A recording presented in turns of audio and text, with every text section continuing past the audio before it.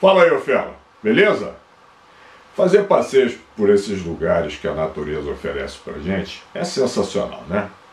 Melhor ainda se você tiver um 4x4, porque com o seu 4x4 você vai poder ir em lugares que têm um acesso muito mais difícil ainda. E é sempre tudo lindo, maravilhoso, dá tudo certo, né?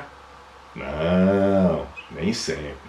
Às vezes, as coisas podem dar muito errado. E quando isso acontece, se a gente não estiver preparado para enfrentar aquela situação ou aquela emergência, aí é capaz da gente precisar de uma dose cavalar de sorte para que a situação não se transforme em tragédia.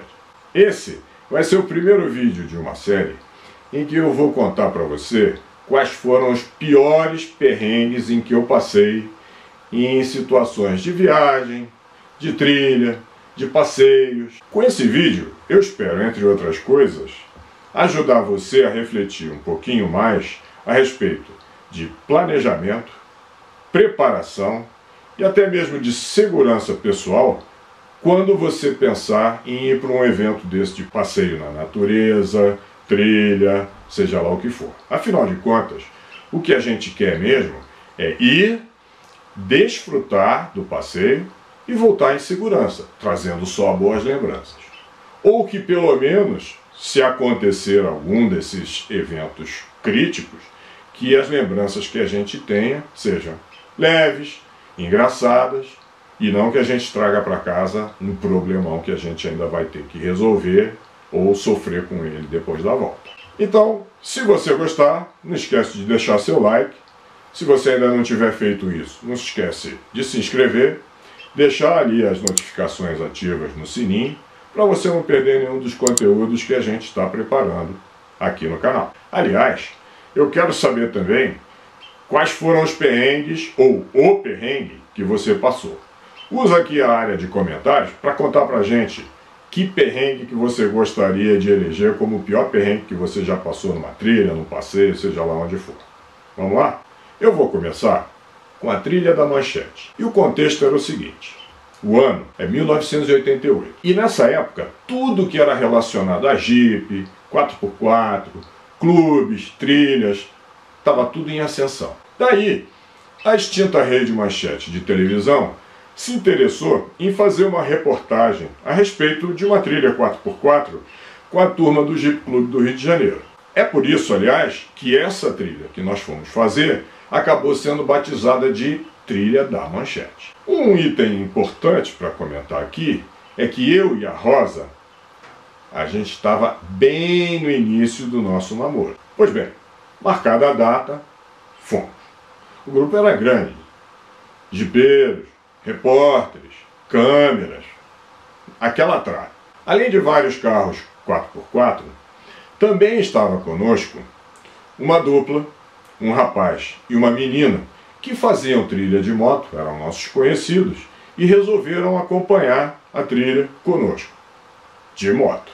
Vai vendo.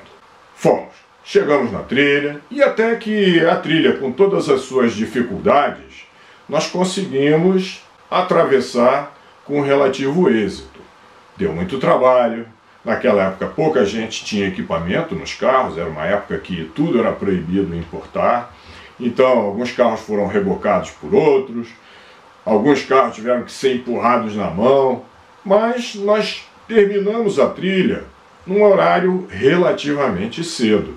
Ainda não tinha nem escurecido. Bom, com isso, e como os repórteres queriam fazer mais algumas filmagens, nós esperamos um pouquinho acabar de escurecer, e aí então a gente colocou o grupo todo, bem formadinho, na frente da câmera, fizemos uma fogueira, eles fizeram algumas entrevistas, etc. E, muito bem, acabou-se o passeio, tudo um êxito total, vamos embora para casa, certo? Que nada. É aí que aquele diabinho bateu na orelha de alguém. E aí o cara sacou da cartola aquela ideia. Porra, a gente pode ter um pouquinho mais de aventura ainda hoje, né? Quem sabe se a gente não volta para Paracambi por uma trilha que meu primo conhece aqui? Vai pelo meio do mato, pega ali uns caminhos de vaca. O que aconteceu? Alguns colegas achamos aquilo espetacular. E aí é que o negócio, a vaca começou literalmente a ir para o brejo. A turma maior, que era aliás a turma que tinha a cabeça no lugar, resolveu voltar para casa normalmente por estrada e tal. E o nosso grupo menor, incluindo os 2 motoqueiros, resolveu partir para a trilha. Isso era umas 7h30 da noite, mais ou menos. Às 10 da noite, o carro do primo, que achava que sabia o caminho, acabou a gasolina. Como ele era da região, a gente resolveu largar o carro dele para trás para ele voltar para pegar o carro no dia seguinte com a ajuda de alguém.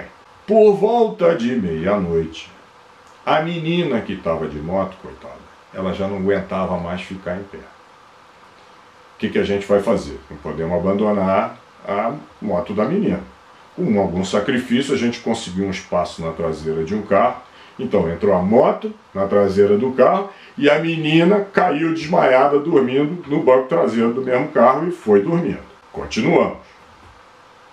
Perdidos. Quando deu mais ou menos meia-noite, aí nós tivemos um encontro meio que surreal com 2 sujeitos que depois a gente veio a saber que eram caçadores. Quer dizer, logo depois a gente veio saber, porque as armas deles apareceram logo. Aí a gente já ficou meio assim. 2 figuras, realmente pareciam 2 ermitãos. Barba cobrindo o rosto inteiro, aqueles chapéus enormes, caídos, já velhos, aquelas capas que o pessoal usa de couro, que cobre o corpo inteiro para frio e para chuva. E eles, arredios, super ariscos, surpresos e aparentemente não gostando nada de ser encontrados ali naquela situação. Um pouco de tensão naquele período ali, mas no final das contas a gente entendeu mais ou menos uma indicação deles para onde a gente deveria ir. Ninguém ficou surpreso que eles falaram que a gente tinha que seguir na direção oposta ao que a gente achava que tinha que ser a direção que a gente tinha que ir. Muito bem. E roda para cá, sobe para ali, desce aqui.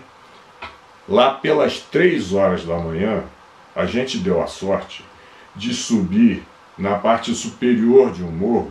E aí, dali de cima, a gente pôde ver lá longe umas luzes de cidade, que a gente achava, opa, pode ser realmente Paracambi. No final das contas era, mas a sorte é que a gente chegou no alto daquele morro para ter essa visibilidade.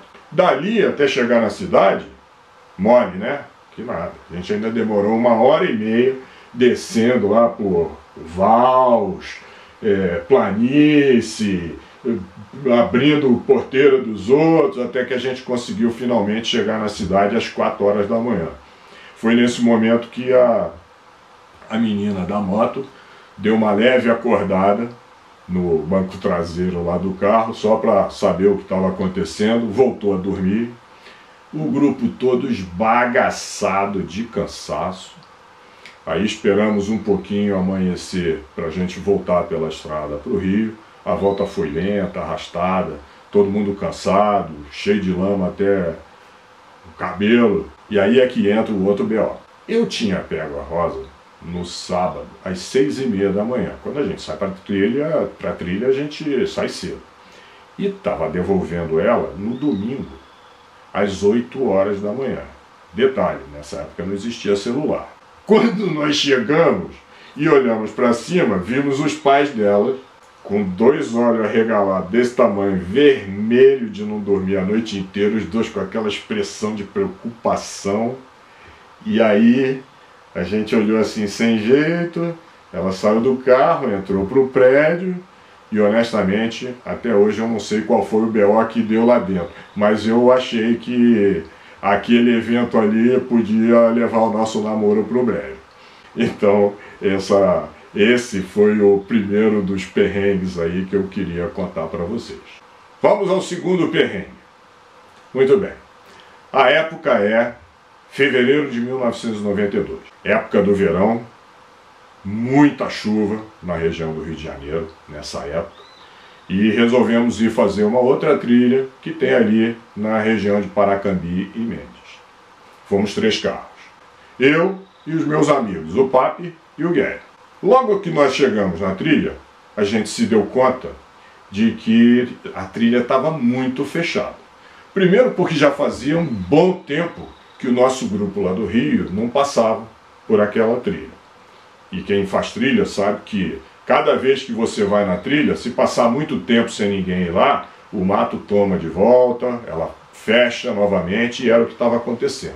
Muito mato fechado, começou a aparecer vários tipos de obstáculos que não existiam antes, como por exemplo uma valeta muito pequena, mas muito íngreme, que apareceu no meio do caminho, e que foi ali justamente o primeiro sinal de que nessa trilha alguma coisa de errado podia acontecer. A valeta era muito inclinada, muito curtinha e muito inclinada, simplesmente não dava para passar direto só com o motor, com a tração do carro.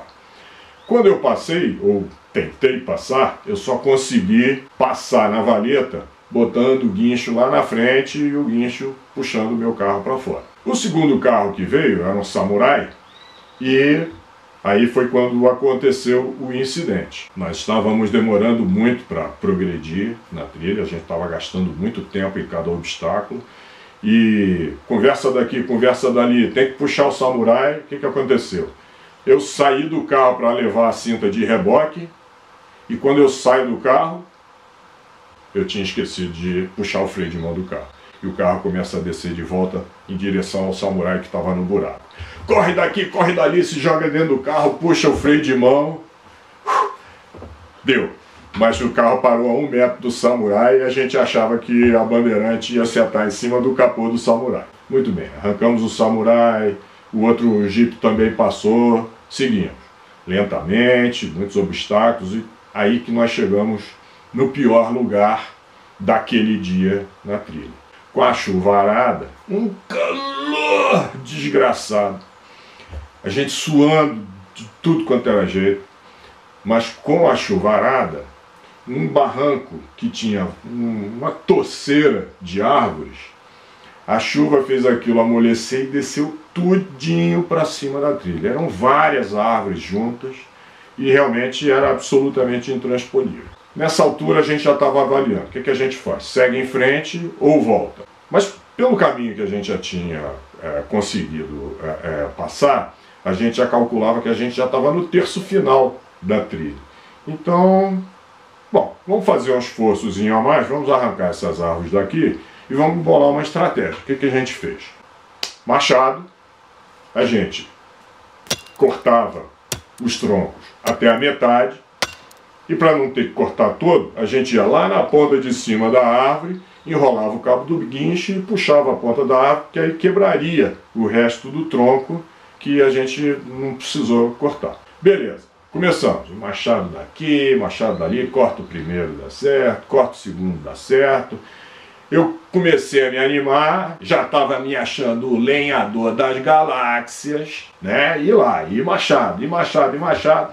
Mas, às vezes, não é tudo dando tão certo assim. Afinal de contas, o cansaço vai chegando, a mira já não vai ficando tão boa. Aí era aquele negócio, uma machadada aqui, outra machadada ali. E já não acertava sempre no mesmo lugar, até um ponto em que agora eu vou acabar com essa árvore. Levantei o machado, fui dar aquela machadada mortal. Aí a lâmina do machado resvalou num dos troncos que já tinha sido cortado. E quando ela mudou de direção, ela aterrissou aonde? Na canela do bonitão lenhador aqui. Pronto. Para tudo. Um corte desse tamanho. Todo mundo desesperado. Aperta. Estanca. Não deixa escorrer.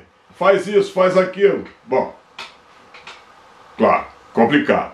A sorte é que o Gary é cirurgião e é um cara que está sempre muito bem preparado para enfrentar esse tipo de evento, em termos de materiais, essas coisas. E ele tinha um kit de primeiros socorros, embora o kit fosse pequeno.